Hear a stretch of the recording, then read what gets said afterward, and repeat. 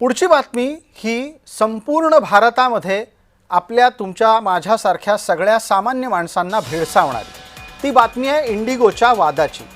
इंडिगोनं गेल्या जवळपास आठवडाभर भारताच्या आकाशात गोंधळ घातलेला आहे। याचा परिणाम स्वाभाविकरित्या विमानतळांवर दिसतोय, लोकांच्या घराघरात दिसतोय आणि मनामनात सुद्धा।